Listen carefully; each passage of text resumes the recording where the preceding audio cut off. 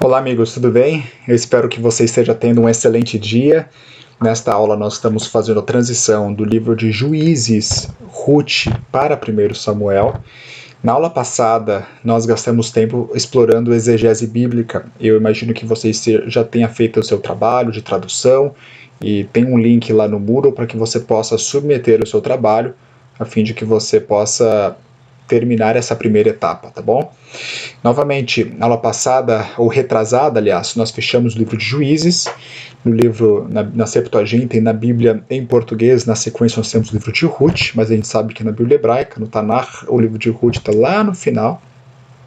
Então nós temos essa transição entre essa monarquia, que vai vir com o rei Saul, do período dos juízes. E agora no meio nós temos a história de Samuel, nós temos a história de Saul, nós temos a finalização de Ruth, finalizando com a linhagem de Boaz, né, mostrando que Boaz foi pai de Obed, que foi pai de Jessé, que foi pai de Davi. Então isso vindo de Judá. Você lembra que apesar de Ruth ter sido uma moabita, Elimelec e Noemi eram de Judá e Boaz também era de Belém de Judá. Então a gente tem esse link com uma linha de Davi vindo de Belém de Judá, lembrando que em Gênesis 49 sempre apontava que o cetro não iria sair de Judá, né? Judá, um leãozinho, assim por diante, Gênesis 49, verso 10.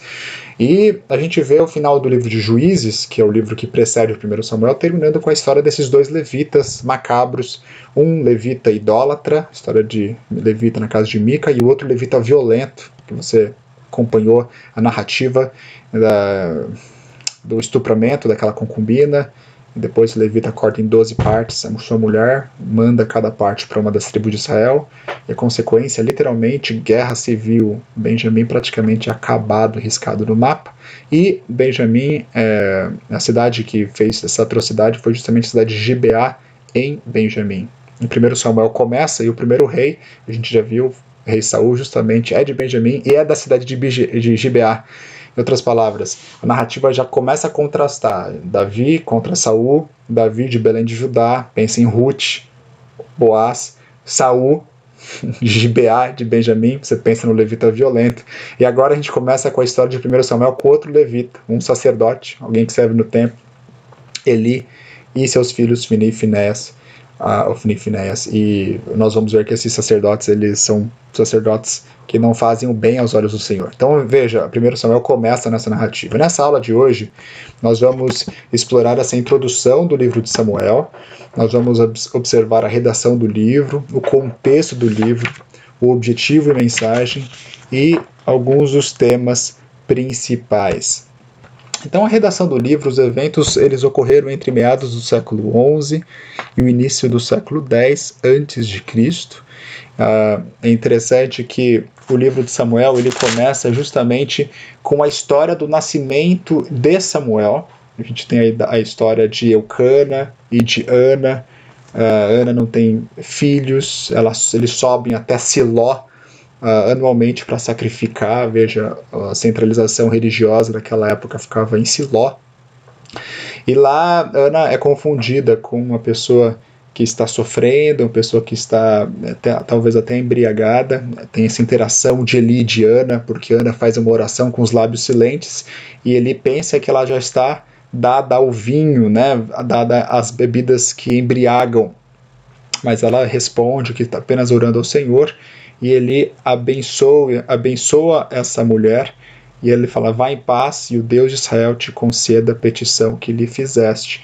E a narrativa começa justamente descrevendo o nascimento de Samuel. Veja, não começa dizendo assim, que Samuel foi quem escreveu o livro, mas evidentemente o livro de Samuel, do 1º e 2º Samuel, que é um livro unificado, foi ele que tem essa narrativa. A grande pergunta da datação do livro em relação a se esses registros históricos foram realizados no momento onde os fatos aconteceram ou se foram registrados muito tempo posteriormente a esses fatos. A gente já viu o livro de Juízes e em alguns dos livros de Josué, no livro de Josué, que às vezes o narrador ele implica que o que aconteceu foi registrado muito tempo depois, mas é interessante que em 2 Samuel capítulo 20, versos 24 a 25, descreve e dá a impressão que o livro foi registrado de maneira simultânea aos eventos que estavam acontecendo. Olha que interessante. E Adorão sobre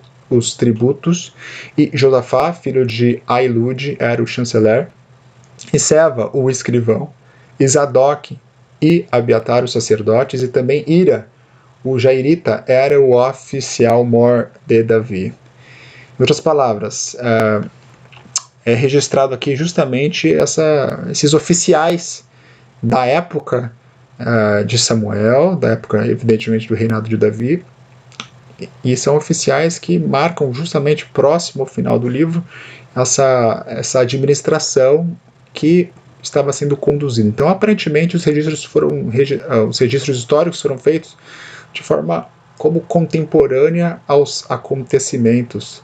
Não tem nenhum termo técnico, como, por exemplo, naquele dia não havia rei em Israel, como a gente vê, por exemplo, no livro de Juízes sendo repetido várias vezes, mostrando que os registros foram escritos e coletados de uma maneira posterior.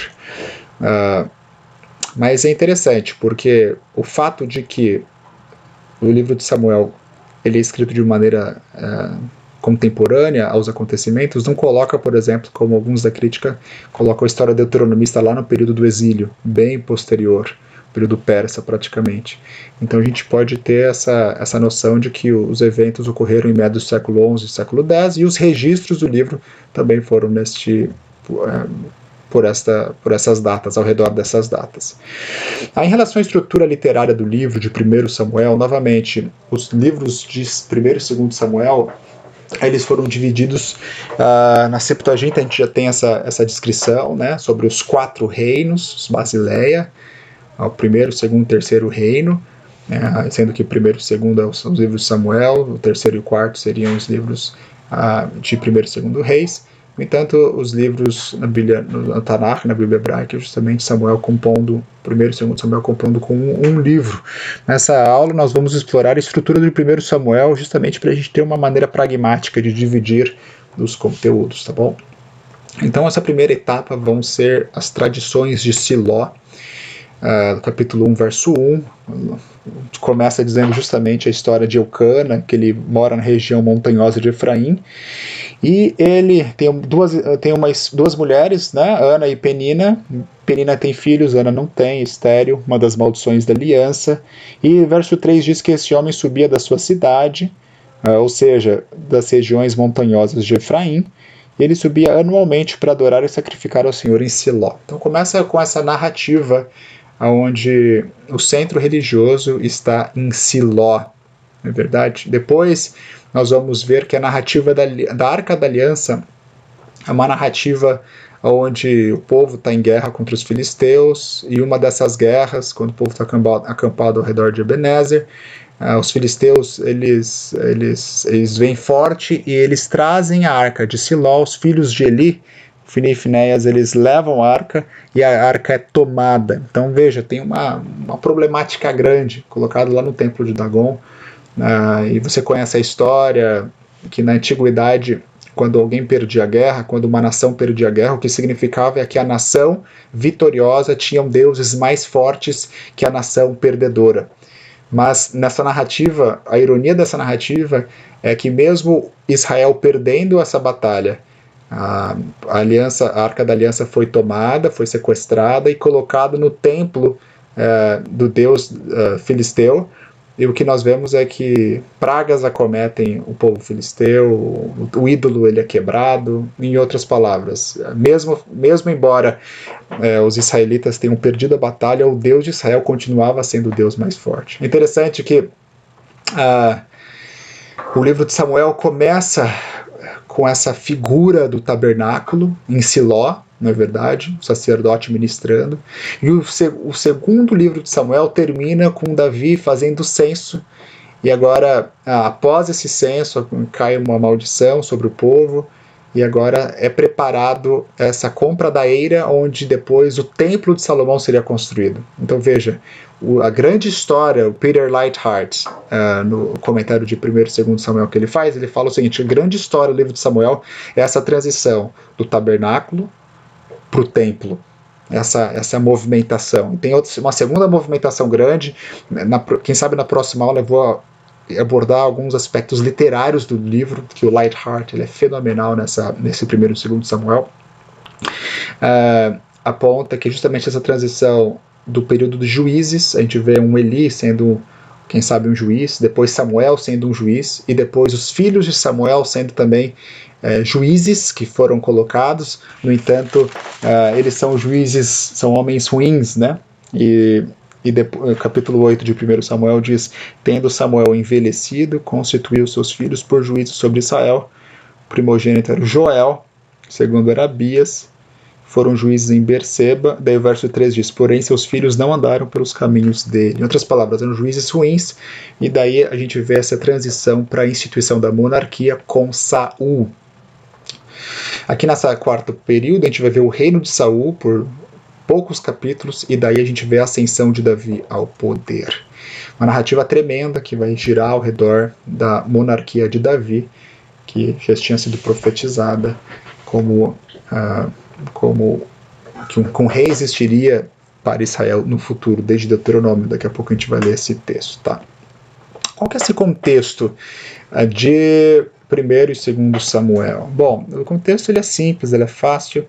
É um período de declínio para os principais impérios. Quando eu falo principais impérios, eu digo os impérios ao sul, evidentemente o Egito, e ao norte, ou melhor dizendo, ao nordeste, os impérios da Babilônia, da Mesopotâmia, na região. Nesse período ainda era o período assírio. Você lembra quando eu mostrei o mapa para vocês? Ao norte, na região da Turquia, você tinha os hititas ou heteus, você tinha os assírios na região da Mesopotâmia. Os conflitos entre esses povos da Mesopotâmia acabaram transformando num vácuo político, e ao sul o Egito também estava passando por sérios problemas internos, de tal forma que esse vácuo de poder acabou gerando na região da Palestina esse momento onde esses poderes regionais eles ganharam força. De um lado, né, desde o período da conquista da terra, você vê que essas 12 tribos, que eram como se fossem 12 confederações unidas, elas não eram unificadas completamente. Você vê isso claramente no final de Juízes, capítulo 19, 20, quando 11 das tribos atacam a tribo de Benjamim, praticamente cortando a tribo de Benjamim fora, por causa do episódio do levita e da concubina. Então veja, não tinha uma unificação forte, por mais que eles se juntaram em Mispá, você vê que teve guerra civil, e os próprios povos da terra, os que sobraram, faziam confederações. A gente sabe que os filisteus, eles vieram de Creta. Na aula de arqueologia eu mencionei isso já, são povos do mar, eles se instalaram durante o norte ao redor do norte da África e também da Palestina. Na Palestina eles habitaram justamente esse crescente fértil, próximo ao mar Mediterrâneo. Vocês devem se lembrar da aula de arqueologia que o povo de Israel, quando eles cruzaram justamente o Rio Jordão para entrar na terra, eles cruzaram, conquistaram Jericó, e eles depois, na conquista, eles se acomodaram praticamente na região montanhosa, não conquistando o Vale Fértil, as planícies. E evidentemente eles tiveram dificuldade nas planícies porque os filisteus eles tinham domínio do ferro, do aço já, e seus cavalos e carruagens de ferro, eles eram uma arma extremamente letal contra o povo de Israel, que preferiu morar nas montanhas. Então o povo filisteu foi o grande inimigo do povo de Israel durante esse período da transição. Você vê isso desde do período dos juízes até o inimigo de Davi, o inimigo do rei Saul. Grande parte das batalhas eram contra os filisteus, que ficavam próximos ali ao mar Mediterrâneo. Quem sabe esse mapa aqui dá uma noção melhor. A famosa Pentápolis filistina, composta por Gaza, Asquelon, Ashdod, Gat e Ekron. Quando você pensa em 1 Samuel, a grande batalha de Davi e Golias, História clássica que todo pai conta para o seu filho, né? Ali em 1 Samuel capítulo 17. Golias era de Gate. Deixa eu mostrar aqui no mapa. Justamente aqui, Gate. E Davi era da onde, gente? Muito bem, parabéns. Belém de Judá. Então veja, eles estão se encontrando aqui no Vale de Elá, no meio do caminho, no Cefelá da Judéia, né? Cefelá é essa baixada da região montanhosa, que fica justamente próximo aqui à rota da água, ao fosso da água, até a região da planície, que vai ficar no Vale Fértil, próximo aqui ao nível do mar. Novamente, você lembra que a altitude, o nível do mar tem uma altitude baixa, a partir do momento que você sai do nível do mar, tá certo? Você vai ter o Cefelá, que é essa região de baixada, como se fosse uma serra, e depois você vai ter aqui próximo ao fosso da água. O fosso da água é justamente o Mar da Galileia, Rio Jordão, Mar Morto, vai ter as fontes ali do Rio Jordão ao norte, e aqui abaixo do Mar Morto, vamos dar lá no Golfo de Acabá, um dos braços do Mar Vermelho. Então o fosso da água está numa altura baixa novamente, a água sempre ela corre de cima para baixo, né? E ao redor do fosso da água você tem a região montanhosa. Então os filisteus eles se estabeleceram justamente nessa região da água. Objetivo e mensagem. Fazendo uma transição aqui, hoje novamente nós estamos fazendo uma introdução a 1º e 2º Samuel. Hoje eu vou focar em alguns aspectos de 1º Samuel. Um livro riquíssimo. E o objetivo e mensagem deste livro é justamente estabelecer o estabelecimento de Deus da aliança davídica, o estabelecimento da aliança davídica, o estabelecimento feito por Deus, melhor dizendo, e a legitimação desse governo de Davi. 2 aspectos importantes que eu quero comentar, esses aspectos individualmente. O primeiro passo é sobre essa aliança, que o objetivo do livro de 1 Samuel ele não é propriamente histórico do ponto de vista que ele vai descrever as guerras de Israel, assim como o livro de Josué não é apenas um livro de narrativa bélica, de narrativa militar. Eu já mencionei que a historiografia na antiguidade era uma historiografia basicamente baseada em propaganda política, em outras palavras, eu mostro e exponencio minhas vitórias e excluo ou silencio ou mitigo ou diminuo as minhas derrotas, vários sinônimos para dizer a mesma coisa. Mas o que eu quero dizer é que a historiografia que a gente encontra no 1 Samuel, o objetivo não é de retratar uma biografia, muito menos de fazer uma propaganda política ou militar, mas o objetivo é um objetivo teológico. O ponto de Samuel é justamente mostrar que assim como Deus, em Gênesis, estabeleceu uma aliança com Adão, Noé e depois com Abraão, e essa aliança permanece pela semente de Abraão, ali em Gênesis capítulo 12. Agora em Samuel o Senhor vai estabelecer uma aliança com o rei Davi, que é o rei amado de Deus. E esse rei Davi, da cidade de Davi, de Belém, ele vai ser um rei que vai providenciar uma unificação a Israel, trazer prosperidade, alguém que é segundo o coração dele. Veja que, se você é o rei e o livro de 1 Samuel foi escrito e registrado de uma maneira contemporânea aos eventos, Davi facilmente poderia ter simplesmente excluído as suas narrativas que são descritas no livro de 2 Samuel, suas narrativas de falha moral. Tranquilamente. Batseba, cai fora. Edita, não coloca.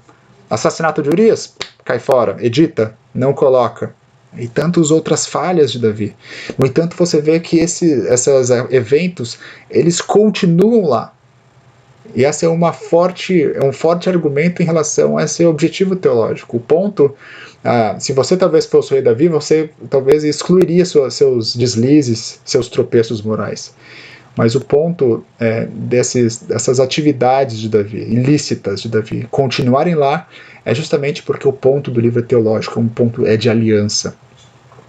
E assim como você vê as consequências das ações erradas de Davi na sua própria vida, agora esse documento de aliança, que é o primeiro livro de Samuel, vai mostrar que você ser fiel à aliança vai trazer bênçãos, você ser infiel à aliança, como Davi aconteceu, vai trazer morte, vai ter rebelião na família, o filho morre depois, baseado no adultério. Enfim, você vê que as consequências, Deuteronômio 28, pensa nas bênçãos e maldições da aliança, girando aqui no software da história do próprio Davi. E talvez uma das coisas que eu falo quando eu ensino algumas dessas narrativas é que o fato de que nós podemos nos conectar de uma forma tão profunda com a Bíblia é que a Bíblia justamente ela não é esse livro que foi higienizado com álcool gel. Agora em período de coronavírus é assim, né? Qualquer coisa é álcool gel na mão. O pessoal está com medo, passa álcool gel na mão o tempo inteiro. A gente está se higienizando, em outras palavras, tirando o que não presta. Se a Bíblia fosse esse documento higienizado, a gente não ia ter tantas histórias de queda, de tropeço, de vacilo, de desolação. E a gente vê as consequências dessas quedas, tropeços, vacilos, desolações na vida dessas pessoas. Então o ponto não é porque está lá, agora se torna um precedente e agora eu posso justificar os meus problemas. Muito pelo contrário. Porque está lá, agora eu sei que se Davi, que era o rei, ele cometeu tais ações quebrando a sua aliança com Deus e teve as suas consequências, eu posso olhar para a história de Davi e evitar os erros que Davi fez. É diferente. Eu gosto de ilustrar de uma forma, usando terminologia da linguagem sistemática, dizendo que algumas das narrativas da Bíblia elas são descritivas, ao passo que outras são normativas. Em outras palavras, quando, por exemplo, Abraão diz que ele teve mulheres, né? Ou então quando a gente vê a história de Jacó indo pegar Raquel, Lia, e cada uma trouxe suas concubinas, ou então Abraão pegando Hagar, né, lá do Egito, Gênesis capítulo 16, enfim, você podia falar, poxa, Abraão fez, então eu posso fazer também. Você está lendo de forma prescritiva a vida dessas pessoas. Veja, às vezes a narrativa ela é descritiva, ela está descrevendo uma situação, não está querendo dizer que essa narrativa está prescrevendo algo que você deve fazer. Evidentemente, como Calvino diz, Deus ele se acomoda às nossas realidades. O fato de ele se acomodar não quer dizer que ele simplesmente aceita algo que acontece. E justamente na narrativa de Davi acontecem muitas coisas erradas, mas é uma forma de descrever. Mas talvez seja exatamente por essa razão que a gente consegue se conectar na Bíblia. Não é um livro higienizado com álcool gel, é um livro real. E agora, desde um bandido até um assassino, até uma pessoa que, enfim, uma pessoa que nunca matou ninguém, consegue se conectar profundamente com essas narrativas, com essas histórias, porque ela conecta com a gente nos nossos pontos. A gente consegue se ver em Davi, a gente consegue se ver em Abraão, e a gente sabe que talvez, se a gente for solto e deixar bicho solto, a gente pode se tornar um Davi. Como eu gosto de dizer, dentro de cada um de nós existe um pequeno Hitler, que é só você dar comida para ele, que ele vai se expressar de uma forma ou de outra, em um momento ou em outro, de forma agressiva, de forma nociva. E da mesma forma, a gente pode aplicar para essas narrativas. Então o objetivo é teológico, é o objetivo de aliança, e o ponto é justamente essa aliança que foi feita com o rei Davi, que agora a gente vai ter que prestar atenção nela, porque se você for até o Novo Testamento, você vai ver que Jesus ele vem dessa semente de Davi, ele é esse rei dessa linhagem de Davi, né? De Belém e assim por diante. A gente vai ter que observar essa aliança tão importante. Mas a pergunta que talvez a gente deva se falar é justamente essa. Após estabelecermos que o livro não é sobre a história de Davi, mas sobre a aliança de Deus que ele fez com o seu povo através de Davi. Veja, não são várias alianças diferentes, mas é uma aliança que Deus faz com sua humanidade, com sua nação eleita. E agora, desde de Adão, e nós vamos vindo as várias alianças que Deus fez com Noé, com Abraão, não são várias alianças, mas é uma aliança unificada, né? É uma grande aliança, um grande plano de salvação. Nós vamos ter que entender o que é essa aliança, afinal de contas. Porque esse livro de aliança, é importante a gente se lembrar do que se trata essa aliança. Eu chamo aqui o Comentário Bíblico Adventista, o volume 7, na página 932, em inglês. Eu acredito que em português deve ser uma página semelhante ou ao redor. Descreve a definição do que é uma aliança, e o Comentário Bíblico Adventista diz: uma aliança é um acordo pelo qual as partes se vinculam e cumprem determinadas condições. Assim, o agente humano entra em acordo com Deus para cumprir as condições especificadas em sua palavra, e sua conduta mostra se ele respeita ou não essas condições. Ou seja, uma aliança é um acordo bilateral entre duas partes. Na antiguidade existiam alianças que eram feitas por relacionamentos assimétricos e simétricos. Veja, simétricos quer dizer duas partes iguais. Assimétricos quer dizer duas partes diferentes. Evidentemente, na antiguidade, essa aliança de forma assimétrica, ou seja, entre duas partes diferentes, aconteciam e eram cortadas. Quando falo cortada, literalmente cortado, né? Uma aliança para ser sacramentada, um animal era morto, cortado no meio. Você conhece a história, né? Colocado em dois lados, a parte menor dessa relação, ou seja, tinha um suzerano e o vassalo era a parte menor, passava no meio entre essas duas partes desse animal cortado, dizendo que se eu quebrar a minha parte da aliança, que aconteça comigo o que aconteceu com esses animais. Ou seja, a parte inferior, caso quebre a aliança, ela deveria ser punida. No entanto, na aliança que Deus faz com Abraão, por exemplo, em Gênesis capítulo 15, Abraão, ele pediu para cortar os animais do meio, mas ao invés de Abraão, a parte menor dessa aliança assimétrica passar no meio, quem é que passa no meio? Isso mesmo, é o próprio Senhor, materializado na teofania de coluna de fogo e de fumaça que passa no meio, né? E a gente sabe que durante o Êxodo, essa era uma das teofanias, né? Deus, ele se materializava com uma coluna de fogo para levar o povo de Israel do Egito para a Terra Prometida durante a noite, e durante o dia ele era como se fosse uma fumaça, uma nuvem, a proteger o pessoal, o povo de Israel no deserto, os hebreus no deserto, né? Então veja, essa aliança, ou seja, essa relação bilateral com compromissos e responsabilidades, ela é uma aliança que foi escolhida por Deus. E a principal mensagem é que a aliança davídica foi estabelecida por Deus. Isso fica bem claro nessa descrição, porque as pessoas podem escolher reis, como fizeram com Saul, mas é Deus quem escolhe as dinastias, como foi o caso de Davi. Uma série de aspectos já apontavam isso, que talvez Saul não fosse esse rei. Número 1, justamente Saul não é de Judá. Em Gênesis capítulo 49, vou abrir o Bíblia aqui para ler para você, no verso 10, diz que o cetro não se herdará de Judá, nem o bastão de entre seus pés, até que venha Siló, e a ele obedecerão os povos. Outro aspecto interessante é que Saul não é um líder espiritual. Em 1 Samuel capítulo 13, isso deixa claro, quando o reino passa da mão de Saul praticamente bem rápido, quando Saul oferece sacrifícios e é reprovado por Samuel. Na antiguidade, todo rei ele unificava não apenas o poder político, mas o poder religioso também. O rei e sacerdote. No entanto, não seria assim em Israel. O rei seria um rei, um libertador, e o sacerdote continuaria sendo sacerdote. A gente vê a história de Levi, a história de Eli começando o livro de Samuel dessa forma, né? Interessante que o livro de Juízes termina com 2 levitas corruptos e começa com um sacerdote também que não agrada a Deus, né? É um sacerdote leniente com seus filhos. Os filhos de Eli também são corruptos, eles dormem com as mulheres, eles metem o garfo e comem a carne oferecida ao Senhor. Enfim, são levitas, são sacerdotes que não levam a sério o Senhor, né? Depois eles carregam a Arca da Aliança até a guerra de uma forma completamente desrespeitosa, perdem a Arca da Aliança, inclusive, né? Então Saul não é um líder espiritual, porque quando ele sacrifica, o que ele está querendo dizer é o seguinte: eu quero ser um rei como os reis das nações ao meu redor. Eu quero ser um poder político e um poder religioso ao mesmo tempo. Ou seja, tudo isso mostra que Saul não é esse rei que iria trazer a reforma tão necessária após o período dos juízes. A gente vê a conexão que já foi feita nas aulas passadas, a conexão de Saul sendo de Benjamim, oriundo da cidade de Gibeá.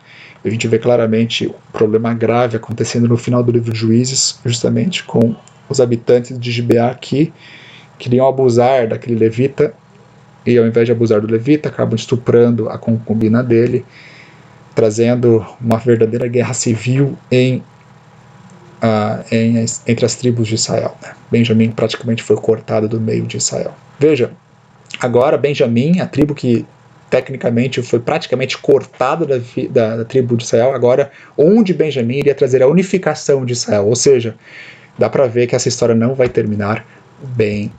Mas é interessante, durante toda a narrativa de Samuel, tanto do primeiro livro quanto do segundo livro, mostra que Davi em nenhum momento foi um renegado, querendo usurpar o trono. Davi teve chance de matar Saul, mas a narrativa fala que Davi ele não estendeu a sua mão sobre o ungido do Senhor, ou seja, o Messias, aquele que seria o escolhido do Senhor como óleo, né? ele não levantaria a mão. E assim ele o fez, protegendo Saul, não apenas Saul, mas os filhos de Saul também, depois que Saul morreu, por amor a Jonatas e também por amor à forma como Deus elege os seus. Bem interessante essa preocupação de Davi para mostrar que a aliança não é uma aliança que foi... Davi não usurpa o trono, mas é Deus que estabeleceu Davi no trono. E a narrativa o tempo inteiro quer resguardar este detalhe interessante. Algumas pessoas trazem a monarquia não como um ideal divino, mas algumas pessoas remontam essa questão da monarquia da seguinte forma: o povo, eles pecaram, época de Juízes, se afastou de Deus, rejeitaram o Senhor, e agora o povo pediu um rei, e agora Deus se acomoda ao pedido do rei e traz Saul. Eles vêm principalmente o 1 Samuel, logo na sequência, quando os filhos, no capítulo 8, 1 Samuel capítulo 8, quando Samuel já está velho, os filhos de Samuel, eles são corruptos, e o povo pede um Samuel fica chateado, e daí Deus fala para Samuel: olha, não se preocupe, Samuel, o povo não rejeitou você, mas o povo me rejeitou, e por isso vamos atender a sua voz, estabelecer um rei.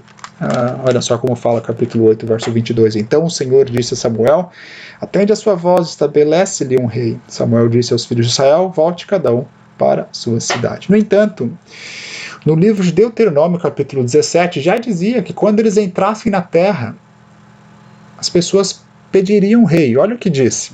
É interessante a gente fazer esse ponto, porque a alta crítica vai colocar... quando eu li o livro de Cassuto, falando sobre a hipótese documentária, né, do JDPI, né, os javeístas, deuteronomistas, elohiistas, e os sacerdotais, né, o P de sacerdotais, priestly, essa hipótese documentária ou documental da composição do Pentateuco, do Torá, eles colocam justamente o Pentateuco de forma tardia, às vezes até lá no exílio, justamente porque como que o livro de Deuteronômio já dizia sobre reis, sendo que nesse período eles eram, na verdade, escravos livres, né? Deuteronômio foi dado ao povo de Israel logo antes da entrada do povo na Terra Prometida. Agora, como que em Deuteronômio 17 já fala sobre reis? E daí o raciocínio continua, né? Portanto, porque fala sobre reis, Deuteronômio foi escrito posterior ou durante a monarquia, ou quem sabe até durante o exílio, por causa das bênçãos e maldições da aliança, Deuteronômio falando sobre um possível exílio que iria acontecer, enfim. Mas a gente não precisa necessariamente entender desta forma. A gente só pode ver que Deus, em sua sabedoria, ele pode ver o futuro, ele sabe do que vai acontecer. E outra coisa, pode ser uma possibilidade também, né? Que quando tivesse rei, você deveria fazer assim e assim. Assim como em Deuteronômio vai ter legislação em relação à vida agrária. Quando vocês estiverem na terra, vocês vão plantar e não vão misturar as sementes, por exemplo. Veja, a legislação que Deus deu sobre as regras agrárias foi quando o povo não tinha terra para plantar. Então, quer dizer que Deus ele pode dar uma legislação mesmo antes de você entrar na terra. Então, da mesma forma, o argumento funciona desta forma. Mas vamos ler aqui, olha, tem algumas recomendações em relação ao rei.